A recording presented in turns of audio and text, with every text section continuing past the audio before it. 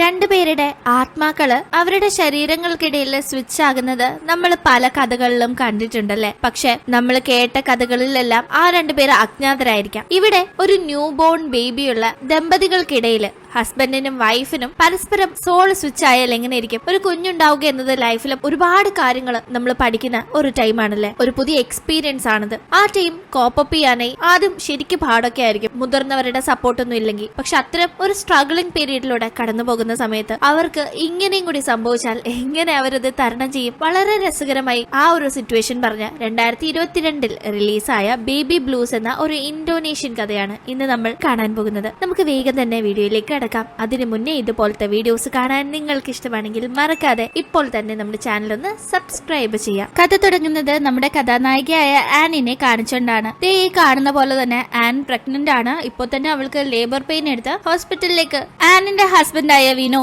ജോലി തിരക്കിലായതുകൊണ്ട് തന്നെ ഹോസ്പിറ്റലില് ആനിനെ എത്തിച്ചു കഴിഞ്ഞാണ് അവിടേക്ക് വിനോ ചെല്ലുന്നത്. ആനിനെ ആ ഒരു സിറ്റുവേഷനിൽ ഉടനീളം കൂടെ നിന്ന് സപ്പോർട്ട് ചെയ്യാനായി തീരുമാനിച്ച് വിനോയും ലേബർ റൂമിനകത്തേക്ക് കയറുന്നുണ്ട്. ഈ ഒരു സമയം നമുക്ക് വിനോയുടെയും ആനിന്റെയും കുറച്ച് വിശേഷങ്ങൾ ഒന്ന് കേട്ടിട്ട് വന്നാലോ. വിനോ ആകട്ടെ ഒരു ഹോട്ടലില് വെയിറ്ററായും ജോലി ചെയ്യുന്നു. ഇവർ താമസിക്കുന്നത് വിനോയുടെ കുടുംബത്തിലാണ്. അവിടെ വിനോയുടെ അമ്മ നല്ല സ്നേഹമുള്ള ഒരു സ്ത്രീ ആണെങ്കിലും ആള് കുറച്ച് സ്ട്രിക്റ്റ് ആണ്. എല്ലാത്തിലൂടെയും തന്റെ ഒരു കയ്യൊപ്പ് കടന്നു പോകണം, താൻ വേണം എല്ലാത്തിലും ഒന്ന് നിയന്ത്രണം വെക്കാനെന്ന ഒരു കർക്കശക്കാരിയാണ് അമ്മ. അച്ഛനാണ് അമ്മയെ കാര്യങ്ങൾ പറഞ്ഞ് മയത്തിൽ കൊണ്ടുവരാനായി ഈ ലോകത്ത് കഴിവുള്ള ഒരേ ഒരാൾ. അങ്ങനെ പൊതുവെ കാണാറുള്ളത് പോലെ ഒരു കൊച്ചു സന്തുഷ്ട കുടുംബമാണ് ആനിന്റെയും വിനോയുടെയും. ഇപ്പോ അവർക്ക് ആ ഒരു കുടുംബത്തിലേക്ക് ഒരു കുഞ്ഞതിഥി കൂടി വരുന്നു. അത് ഡോറ എന്ന് അവർ പേരിട്ട് വിളിക്കുന്ന അവരുടെ പൊന്നോമന ആദ്യത്തെ കൺമണിയാണ്. അങ്ങനെ കുറച്ചു ദിവസത്തെ ഹോസ്പിറ്റൽ വാസമൊക്കെ കഴിഞ്ഞ് പ്രസവശേഷം മകളുമായി ആൻ വിനോയുടെ കൂടെ വീട്ടിലേക്ക് തിരിച്ചെത്തുന്നു. അറിയാലോ, മുന്നത്തെ പോലെ ഒരു ലൈഫ് അല്ല ഇനി അങ്ങോട്ട്. പുതിയൊരു മെമ്പർ കടന്നു വന്നിരിക്കുന്നു. അതോടെ ജീവിതത്തിന്റെ ലൈഫ് സ്റ്റൈൽ തന്നെ മാറി മറിയുകയാണ്. ജീവിതത്തിലെ ഉത്തരവാദിത്തങ്ങൾ കൂടുകയാണ്. പക്ഷെ ഇങ്ങനെയൊക്കെ പറഞ്ഞാലും കൂടുതലും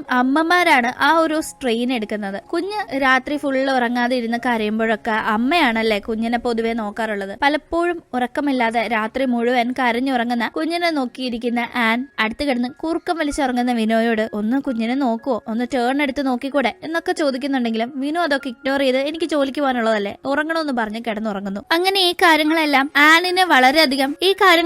ആനിനെ വളരെയധികം ഫ്രസ്ട്രേറ്റഡ് ആക്കുന്നു. ഓൾറെഡി ആള് ഉറക്കമില്ലാതെ റെസ്റ്റ് ഇല്ലാതെ ടയേർഡായി ഫിസിക്കലി വളരെ വീക്കായിരിക്കുകയാണ്. കൂട്ടത്തിൽ മെന്റലിയും കൂടി വീക്കാക്കുന്ന രീതിയിലാണ് വിനോയുടെയും ഒപ്പം ആ വീട്ടിലുള്ള അമ്മയുടെയും ഒക്കെ പെരുമാറ്റം വരുന്നത്. ഞാനും കുറെ പ്രസവിച്ചതാ, ഇങ്ങനൊന്നും ഞാൻ കാണിച്ചിട്ടില്ല, നീ ഒരു കഴിവില്ലാത്തവളാ എന്നൊക്കെ ഇങ്ങനെ അമ്മ അവളെ കുത്തിക്കൊണ്ടേയിരുന്നു. സത്യം പറഞ്ഞ വിനോയിനെയും കുറ്റം പറഞ്ഞിട്ട് കാര്യമില്ല. ആള് ജോലി ചെയ്യുന്നത് ഒരു ഹോട്ടലിൽ വെയിറ്റർ ആയിട്ടാണെങ്കിൽ പോലും അവിടുത്തെ ബോസ് വളരെ ഒരു സ്ട്രിക്റ്റ് സ്വഭാവക്കാരനാണ്. ഈവൻ കസ്റ്റമേഴ്സ് ഇല്ലെങ്കിൽ പോലും അവിടുത്തെ വർക്കേഴ്സ് എന്തെങ്കിലുമൊക്കെ ചെയ്ത് എൻഗേജ്ഡ് ആയിട്ടിരിക്കണം. ആരും ചുമ്മാതിരിക്കുന്നത് ഇഷ്ടമില്ലാത്ത ഒരു ബോസ് ആയിരുന്നു അയാൾ. അങ്ങനെ ജോലി സ്ഥലത്തും ആവശ്യത്തിന് പ്രഷർ വിനോയ്ക്കുണ്ട്. പക്ഷെ ആ പ്രഷർ കഴിഞ്ഞ് വീട്ടിലെത്തുമ്പോ വിനോ നല്ല റിലാക്സ്ഡ് ആയി ഫ്രണ്ട്സിന്റെ കൂടെ വീഡിയോ ഗെയിം ഒക്കെ കളിച്ച് ടൈം സ്പെൻഡ് ചെയ്യാറുണ്ട്. അപ്പോഴും കുഞ്ഞിനെ ഒന്ന് നോക്കുവോ അല്ലെങ്കിൽ ആനിനെ ഒന്ന് കാം ഡൗൺ ചെയ്യുകയോ ഒന്നും തന്നെ ചെയ്യാറില്ല. സഹി കിടന്ന ആൻ അതിന്റെ ഒക്കെ പേരിൽ വിനോയോട് വഴക്കുണ്ടാക്കുന്നുണ്ട്. അങ്ങനെ ഇരിക്കും ഒരു ദിവസം ഉറങ്ങിക്കിടന്ന ആൻ ഉണരുമ്പോ തൊട്ടടുത്ത് കിടന്ന കുഞ്ഞിനെ കാണുന്നില്ല. അവൾ വളരെ പാനിക് ആവുന്നു. എന്തായാലും നോക്കുമ്പോ അമ്മയുടെ അടുത്ത് കുഞ്ഞുണ്ട്. പക്ഷെ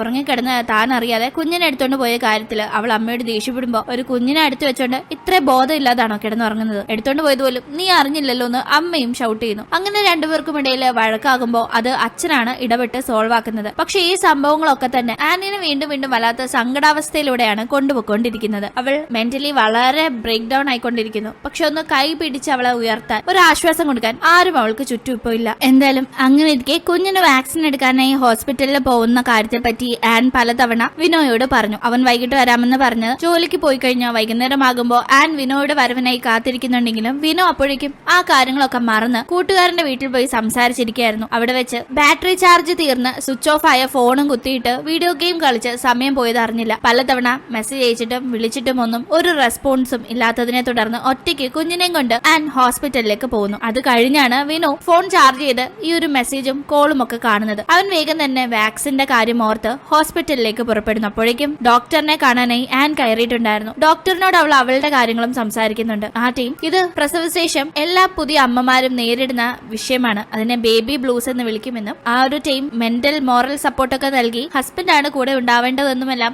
ഡോക്ടർ പറയുമ്പോൾ തന്റെ ഹസ്ബൻഡിൽ നിന്ന് അത്തരം കെയർ ഒന്നും താൻ പ്രതീക്ഷിക്കേണ്ടതില്ല എന്ന് ആനിന് തോന്നുന്നുണ്ട്. എന്തായാലും അവൾ വാക്സിൻ എടുത്തു കഴിയുമ്പോഴേക്കും അവിടേക്ക് വിനോ എത്തുന്നു. വിനോ ആനിനോട് സംസാരിക്കാൻ നോക്കുമ്പോൾ അവൾ നല്ല കലിപ്പിലാണ്. തുടർന്ന് രണ്ടുപേരും തമ്മിൽ വീട്ടിലെത്തിയിട്ടും വലിയ വാക്കേറ്റം നടക്കാണ്. എന്റെ പ്രശ്നങ്ങൾ നീ മനസ്സിലാക്കുന്നില്ല എന്ന് ആൻ പറയുമ്പോൾ നീ എന്നെയും മനസ്സിലാക്കുന്നില്ല എന്ന് വിനോ പറയുന്നു. ആ ഒരു ടീം രണ്ടുപേരും അവൾ എന്റെ സ്ഥാനത്ത് വന്നായിരുന്നെങ്കിൽ അല്ലെങ്കിൽ അയാൾ എന്റെ സ്ഥാനത്ത് വന്നായിരുന്നെങ്കിൽ പ്രശ്നങ്ങൾ മനസ്സിലാക്കിയേനെ എന്ന് ഒരു ആഗ്രഹം മനസ്സിലാഗ്രഹിക്കുന്നുണ്ട്. എന്തായാലും നല്ല ആഗ്രഹങ്ങൾ പറയുമ്പോൾ കേൾക്കാത്ത ഒരു ദൈവം ആ ഒരു ആഗ്രഹം അപ്പോ കേട്ടിരുന്നു. അടുത്ത ദിവസം വിനോ ഉറക്കം എണ്ണിക്കുന്നത് അവന്റെ സോള് ആനിന്റെ ശരീരത്തിലും ആനിന്റെ സോള് വിനോയുടെ ശരീരത്തിലുമായിട്ടാണ് ആനും ഉറക്കം എണ്ണിക്കുന്നത്. വീട്ടിലിരുന്ന് ജോലി ചെയ്യുന്നു, വീട്ടിലിരുന്നുള്ള കാര്യങ്ങൾ നോക്കുന്നത്, പ്രത്യേകിച്ച് ഒരു കുഞ്ഞിനെ ഹാൻഡിൽ ചെയ്യുന്നതൊക്കെ എത്ര പാടാണെന്ന് വിനോയ്ക്ക് മനസ്സിലാക്കണമെന്ന് ആൻ ആഗ്രഹിച്ചതുപോലെയും പുറത്തുപോയി ജോലി ചെയ്യുന്നത് എത്ര പാടാണെന്ന് ആനിന് മനസ്സിലാക്കണമെന്ന് വിനോ ആഗ്രഹിച്ചതുപോലെയും സംഭവിക്കാനായി അവരുടെ ആത്മാക്കൾ ഇപ്പോൾ സ്വിച്ച് ആയിരിക്കുന്നു. രണ്ടുപേരും ഇതറിഞ്ഞ് ആകെ പാനിക് ആവുന്നുണ്ട്. എങ്ങനെ തിരിച്ച് അവരവരുടെ ശരീരത്തിലേക്ക് പോകുമെന്ന് അവർക്ക് ഒരു പിടുത്തമില്ല. എന്തായാലും ഇപ്പൊ ഇത് ആരോടും പറയാൻ നിൽക്കാതെ കാര്യങ്ങളെ ഹാൻഡിൽ ചെയ്യാനായി അവർ തീരുമാനിക്കുന്നു. പക്ഷെ കുഞ്ഞിനെ എങ്ങനെ നോക്കണം എന്നതൊന്നും വിനോയ്ക്ക് അറിയില്ലല്ലോ. അതുകൊണ്ട്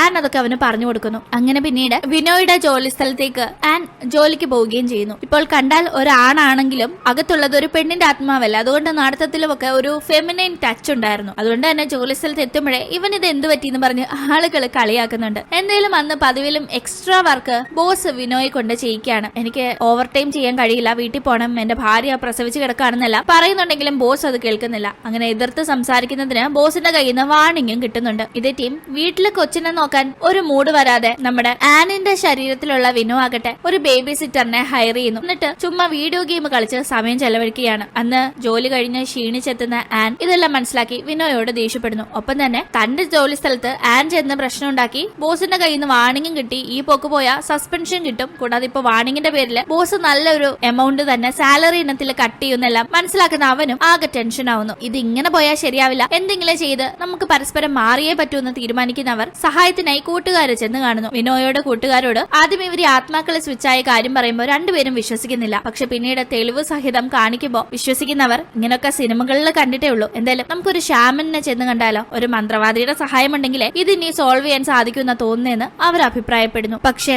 ഷ്യാമന്റെ അടുത്ത് പോയിട്ടും ഒന്നും വർക്കൗട്ട് ആവുന്ന രീതിയില്ല. അങ്ങനെ വീണ്ടും വിനോ വീട്ടിലിരുന്ന് കുഞ്ഞിനെ നോക്കാനും ആൻ ജോലിക്ക് പോകാനും തുടങ്ങുന്നു. ആ ഒരു സമയത്ത് വീട്ടിൽ വെച്ച് കുഞ്ഞിന് പാല് കൊടുക്കാനായി വിനോ എത്ര നോക്കിയിട്ടും അവന് സാധിക്കുന്നില്ല. കൊടുക്കും അവൻ ഫ്രണ്ടിന്റെ സഹായത്തോടെ ബ്രസ്റ്റ് മിൽക്ക് പുറത്തുനിന്ന് സംഘടിപ്പിച്ച് അത് കൊടുക്കാനായി നോക്കുന്നു. ഇത് കാണുന്ന അമ്മ തടയാൻ നോക്കുമ്പോൾ അവൻ അതൊന്നും കേൾക്കുന്നില്ല. കാരണം ഇപ്പൊ കുഞ്ഞിന്റെ വിശപ്പ് മാറ്റണം, തനിക്ക് പാല് കൊടുക്കാനും കഴിയുന്നില്ല. അവൻ അതിനെ ശ്രമിച്ചുകൊണ്ടിരിക്കുന്ന സമയം അങ്ങോട്ടേക്ക് ജോലി കഴിഞ്ഞ് ആൻ എത്തുന്നു. ആൻ ഇത് കണ്ട് ആകെ ഷൗട്ട് ചെയ്ത പാലൊക്കെ തട്ടിക്കളയാണ്. കാരണം അവൾക്ക് അതൊട്ടും സഹിക്കാൻ പറ്റുന്ന കാര്യമായിരുന്നില്ല. അവൾ അങ്ങനെ കുഞ്ഞിനെ എടുത്തോണ്ട് പോകുമ്പോൾ ഒത്തിരി തവണ കുഞ്ഞിന് പാല് കൊടുക്കാൻ നോക്കിയിട്ടും പറ്റാഞ്ഞതുകൊണ്ട് അവൾ ചെയ്യാൻ നോക്കിയ കാര്യ. പക്ഷെ നീ ഇത്രയ്ക്ക് എങ്ങനെ ദേഷ്യപ്പെടാതെ എന്നൊക്കെ പറഞ്ഞ് കൂളാക്കുമ്പോ ഈ അമ്മ ഓരോ കാര്യത്തിനും തന്നോട് ദേഷ്യപ്പെടാറുണ്ടായിരുന്നു. പക്ഷെ അത് എല്ലാം സ്നേഹത്തിന്റെ പുറത്താണ്, അമ്മ എന്ന ആ ഒരു സ്വാതന്ത്ര്യത്തിന്റെ പുറത്താണ്, അല്ലാതെ ഒരു മരുമകൾ എന്ന രീതി ഇഷ്ടമില്ലാതെ അല്ല എന്നത് ഇപ്പൊ മറ്റൊരു ശരീരത്തിൽ നിന്ന് ഈ കാര്യങ്ങളെ നോക്കി കാണുമ്പോഴാണ് ആനിന് മനസ്സിലാവുന്നത്. അപ്പോഴേ വിനോയും പുറത്തുപോയി ജോലി ചെയ്ത് എത്രത്തോളം കഷ്ടപ്പെടുന്നുണ്ടായിരുന്നു എന്നതും അവൾക്ക് ബോധ്യമാകുന്നു. അതേപോലെ തന്നെ വിനോയ്ക്കും വീട്ടിലിരുന്ന് കുഞ്ഞിനെ നോക്കുന്നത് അത്ര സിമ്പിളായ കാര്യമല്ല എന്ന ബോധ്യം വരുന്നു. പക്ഷെ അപ്പോഴേക്കും വീണ്ടും കാര്യങ്ങള് പ്രശ്നത്തിലാവുന്നു. ജോലിക്ക് പോകുന്ന ആനിന് വിനോയുടെ ജോലിയെ സംരക്ഷിക്കാനാവുന്നില്ല. ജോലി സ്ഥലത്ത് പ്രശ്നമായി ബോസ് ആ ജോലിയിൽ നിന്ന് പിരിച്ചുവിടുന്നു. ഒരുപാട് റിക്വസ്റ്റ് ചെയ്യുന്നുണ്ടെങ്കിലും ഒരു നടപടിയും ഉണ്ടായില്ല. ഇതേ ടീം വീട്ടിലേക്ക് എത്തുന്ന ആനിന്റെ അമ്മ ഈ നിൽക്കുന്നത് തന്റെ മരുമകനാണ് എന്നറിയാതെ മകളാണെന്ന് കരുതി. ഞാനും നിന്റെ അച്ഛനും ഡിവോഴ്സായി, അദ്ദേഹത്തിന് വേറൊരു അഫെയർ ഉണ്ട് എന്ന കാര്യങ്ങളൊക്കെ പറഞ്ഞ് അവിടെ നിന്ന് വളരെ സങ്കടത്തിൽ പോകുമ്പോൾ ഈ ഒരു കാര്യം എങ്ങനെ തന്റെ ജോലി ചെയ്ത് തിരിച്ചു വരുന്ന ആനിനോട് പറയും. അവൾ ഇതറിഞ്ഞ ആകെ സങ്കടത്തിലാകുമല്ലോ എന്ന് വിനോയ്ക്കും ടെൻഷൻ. അതേപോലെ ജോലി കളഞ്ഞ കാര്യം എങ്ങനെ വിനോയോട് പറയുമെന്ന ടെൻഷനിലാണ് ആനി വന്ന് എത്തുന്നത്. പക്ഷെ ഒടുക്കം ഇത് പറഞ്ഞല്ലേ പറ്റൂ. അങ്ങനെ കാര്യം അവതരിപ്പിക്കുമ്പോൾ ഇതറിഞ്ഞ പാടെ തന്നെ അമ്മയെ കാണാനായി തന്റെ കുഞ്ഞിനെയും എടുത്തുകൊണ്ട് ആൻ പുറപ്പെടുന്നു. ആ സമയത്ത് വീട്ടിലേക്ക് എത്തുന്ന മരുമകനെ കാണുമ്പോൾ അവനിങ്ങനെ കുഞ്ഞിനെ എടുത്ത് വല്ലാതെ കരയുന്ന കാണുമ്പോൾ ആനിന്റെ അമ്മ ഇത് എന്താണെന്ന് മനസ്സിലാവാതെ നിൽക്കുന്നുണ്ട്. സാറിന് ഡിവോഴ്സ് ആയ കാര്യം അറിഞ്ഞ് തന്റെ മകളല്ലേ വന്ന് ഇങ്ങനെ സങ്കടപ്പെടേണ്ടത്. അമ്മ അതിന്റെ അന്താളിപ്പിൽ നിൽക്കുമ്പോഴാണ് വെളിപ്പെടുത്തുന്നത്. അത് പിന്നെ അമ്മ കാണുമ്പോ അമ്മയുടെ മരുമകനായിട്ട് തോന്നുമെങ്കിലും ഞാൻ യഥാർത്ഥത്തിൽ അമ്മയുടെ മകളാണ്, ഇങ്ങനെ ബോഡി സ്വിച്ച് ആയതാണെന്ന്. അങ്ങനെ അത് കേട്ട് അമ്മയും ആകെ ഷോക്കാവുന്നു.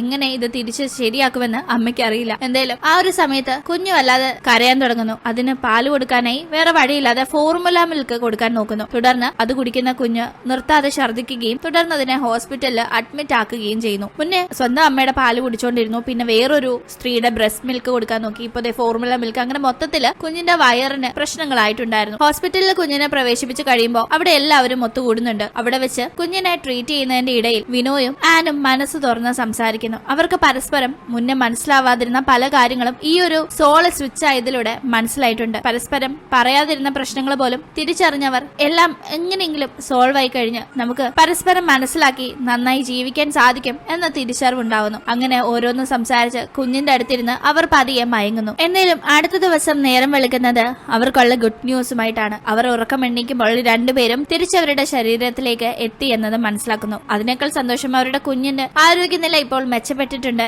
എന്നറിയുമ്പോഴാണ്. രണ്ടുപേരും വളരെ ഹാപ്പി ആവുന്നു. എന്തായാലും ഒരു മായാജാലം പോലെ ലൈഫിൽ നടന്ന ഈ ഒരു കാര്യം അവർക്ക് വലിയ തിരിച്ചറിവായിരുന്നു. പരസ്പരം മനസ്സിലാക്കാതെ പല പ്രശ്നങ്ങളുടെ പേരിൽ കലഹിച്ചുകൊണ്ടിരുന്ന അവർക്ക് ഇപ്പോൾ സിറ്റുവേഷൻസിനെ എങ്ങനെ ബന്ധങ്ങൾക്ക് വില കൊടുത്ത് ഹാൻഡിൽ ചെയ്യണമെന്ന് മനസ്സിലായിട്ടുണ്ട്. അങ്ങനെ അവർ ഹാപ്പിയായി പരസ്പരം മനസ്സിലാക്കി വീട്ടിലുള്ള മറ്റുള്ളവരുമായി ചേർന്ന് നിന്നും ജീവിക്കാനായി തുടങ്ങുന്നു. അങ്ങനെ ഹാപ്പിയായി പോകുന്ന അവരുടെ കുടുംബത്തിലേക്ക് കുറച്ച് വർഷങ്ങൾക്ക് ശേഷം പുതിയൊരു അതിഥിയും കൂടി വരുന്നതായി കാണിച്ചുകൊണ്ട് ഈ ഒരു കുഞ്ഞ് സ്റ്റോറി ഇവിടെ അവസാനിക്കുന്നു. നിങ്ങൾക്ക് വീഡിയോ ഇഷ്ടപ്പെട്ട് കാണുമെന്ന് പ്രതീക്ഷിക്കുന്നു. ഇഷ്ടപ്പെട്ടെങ്കിൽ മറക്കാതെ വീഡിയോ ലൈക്ക് ചെയ്തും ഷെയർ ചെയ്തും സബ്സ്ക്രൈബ് ചെയ്തും സപ്പോർട്ട് ചെയ്യാം. വീണ്ടും കാണും വരെ ബൈ.